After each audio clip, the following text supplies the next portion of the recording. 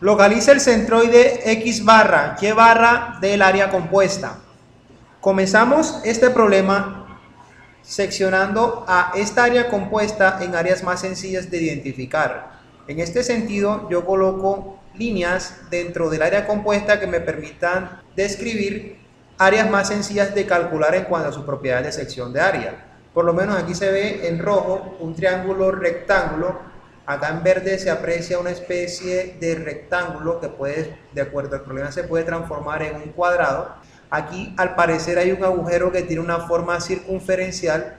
Y por último, se ve que en esta zona hay como una especie de semidisco anular. A estas secciones yo les voy a dar nombre, precisamente para definir las secciones de cada una de ellas.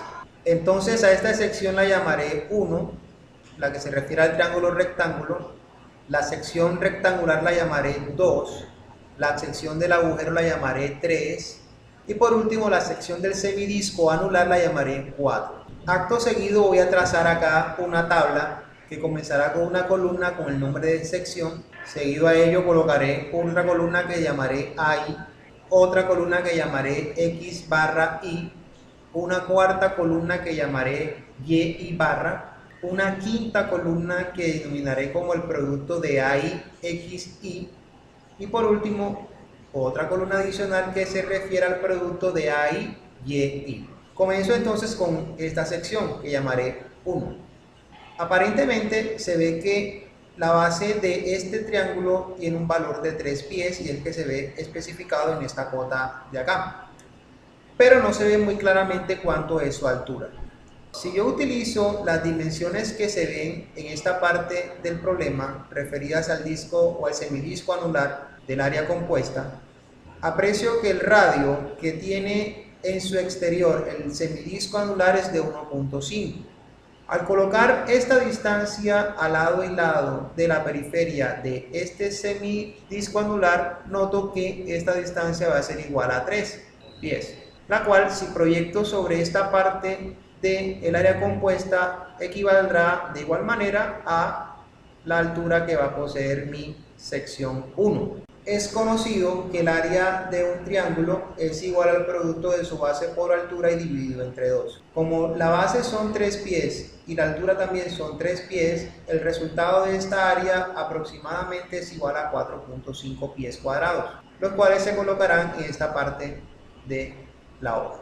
Por tabla de propiedades geométricas de áreas planas, conocemos que con respecto al ángulo recto de un triángulo rectángulo, el eje centroidal en el eje de las X para este triángulo rectángulo es igual a la división de su base entre 3. Del mismo modo, para el caso de la posición en el eje de las Y del eje centroidal, vemos que aprovechando la altura, este va a ser igual a la división de la altura entre 3. Haciendo analogía con lo que tenemos en esta parte del problema, vemos que el X barra sería dividir este número entre 3, el cual, al ser operacionalizado, nos va a dar un valor de 1 pie.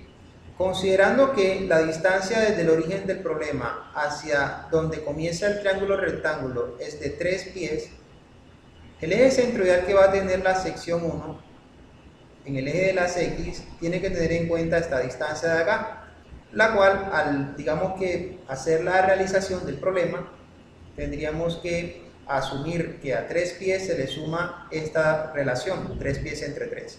Este resultado nos da 4 pies. Hay que aclarar que es 4 porque a estos 3 le sumamos esta relación, la cual es 1.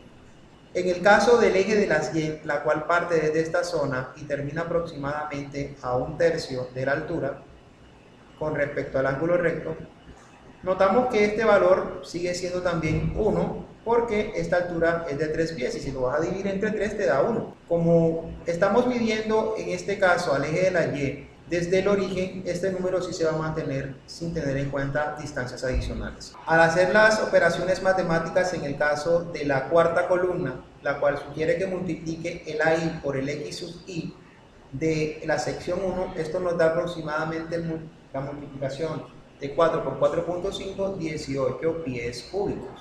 Por último, en el caso de la y, este valor nos va a dar aproximadamente 4.5 pies cúbicos. Para la sección 2, que es la que se refiere a esta zona de la región rectangular, vemos que no es tan rectangular, porque la base son 3 y la altura es 3. Esta distancia que hay entre este punto y este punto coincide paralelamente con esta de su altura.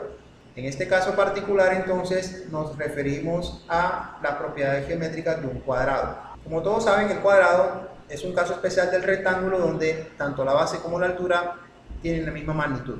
Dicho de otra manera, pues el área de ella sería igual al producto de la base por la altura. Como la base es 3 y la altura es 3, el área será 9 pies cuadrados, lo cual le colocaremos como sección 2 en esta parte de aquí. El X barra y el Y barra de una sección cuadrada siempre va a ser la mitad de su base y de su altura, que haciendo simultáneamente las operaciones nos va a dar 1.5 pies. Esto ya que pues cualquiera de los lados tiene el valor de 3 pies y eso usted lo divide entre 2 me va a dar 1.5. Entonces colocamos estos valores aquí para seguir completando la tabla. El producto de las áreas por los respectivos valores de los centroides del área del cuadrado van a dar lo mismo, ya que el área y los valores de en X barra y Y barra son iguales. Estos son aproximadamente iguales a 13.5 pies cúbicos. En el caso del área 3, que fue la referida al agujero, esta en estática siempre se considera todo agujero como un área negativa. Entonces aquí anteponiendo este valor negativo aquí, vemos que el radio de este señor es igual a 1 pie. Entonces haciendo, digamos que para este caso de la sección 3, esa relación matemática, en la sección 3 el área sería igual a pi por el radio, que es de 1 pie al cuadrado. Y esto es igual a pi pies cuadrados. Teniendo en cuenta que el área de una sección sin material es negativa, aquí colocaremos un signo negativo con la multiplicación del pi, que nos dio el resultado del área de ese círculo que tiene una circunferencia de 1 pie. El X barra en este caso para esta sección que se aprecia en el problema, partiendo de que 0 en el X está aquí, fíjense ustedes que el centro de rotación de este círculo está sobre 0 en el X. Por tanto, acá tendremos este valor como referencia para el X barra de esta sección 3. No siendo lo mismo para el caso de la Y barra del problema, porque la distancia que hay desde el 0 en la Y hacia el punto donde comienza el centro de giro de este círculo es equivalente a 1.5 pies, o dicho de otra manera, equivalente al radio que tiene la sección semianular del problema. Al hacer las multiplicaciones para el área y los ejes centroidales, vemos que la IXY es igual a 0 y el AY es igual a 3 pi medios pies cúbicos.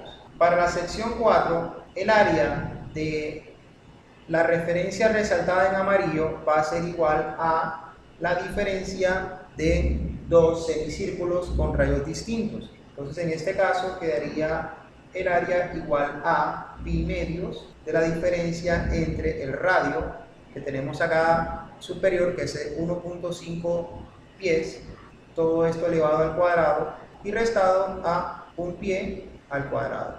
Esta operación es igual a 5/8 de pi pies al cuadrado, los cuales vamos a colocar en esta parte como sección 4 del problema. Hay que aclarar que en esta parte de la y de la sección 3 me faltó colocar un signo negativo. De igual manera, para el caso del xy de la sección 4, como este es concéntrico al círculo negativo de la sección 3, también va a compartir el valor del x sub y de la sección 3. En este caso sería igual a 0. Y el y también coincidencialmente coincide con su radio, y este es igual a 1.5 pies, ya que es la distancia desde el centro hacia el punto de origen de este problema. Me refiero a esta distancia que hay de aquí hasta acá. El AXY de la sección 4 es 0 pies cúbicos y el AY de la sección 4 es igual a 15/16 pi pie cúbicos. El siguiente paso para resolver el cálculo de centroides de áreas compuestas es sumar en esta columna cada uno de los números que se ven en esta parte del problema, teniendo en cuenta que el resultado lo vamos a encapsular en una variable que llamaremos sumatoria de A sub i. Lo mismo hay que hacer para el caso de esta columna referida como AY, X, Y, con cada uno de los términos que pertenecen a su columna. Y para el caso de AY y Y ocurre exactamente lo mismo que la columna anterior. Entonces, en el caso de la sumatoria de AI, esta me quedaría igual a 12.32 pies cuadrados. Para el caso de la columna referida al AIXI, la sumatoria estaría relacionada a 18, 13,5 y estos dos ceros de acá.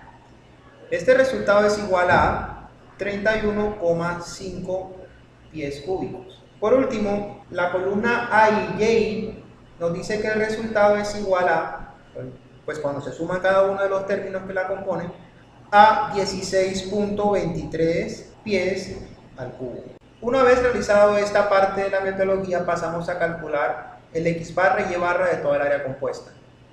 Las formulaciones para resolver esta parte del problema es igual a X barra igual a sumatoria de AI XI sobre AI, y para Y barra igual a sumatoria de AI YI sobre sumatoria de AI. Ahora simplemente reemplazamos los números que calculamos en base a la tabla anterior. Entonces, en el caso del X barra vamos a tomar como numerador a este número de acá y como denominador a el número que estoy resaltando acá. Esto dentro de la fórmula sería igual entonces a lo siguiente: 31,5 pies cúbicos divididos sobre 12.32 pies cuadrados. Este resultado es igual a aproximadamente 2.55 pies. En el caso del Y barra del área compuesta, sería la relación que hay entre dividir a este número que aparece aquí sobre el número que comparten en común las dos formulaciones, que es la sumatoria de ahí. Entonces aquí quedaría en el numerador 16.23 pies cúbicos divididos entre 12.32 pies cuadrados. Al resolver esta ecuación nos resulta que el Y barra de la sección compuesta es aproximadamente igual a 1.31 pies. Y con esta última parte terminamos de resolver este problema relacionado a la localización de un centroide en el eje XY de un área compuesta utilizando el método de las áreas. No olvides suscribirte y darle like.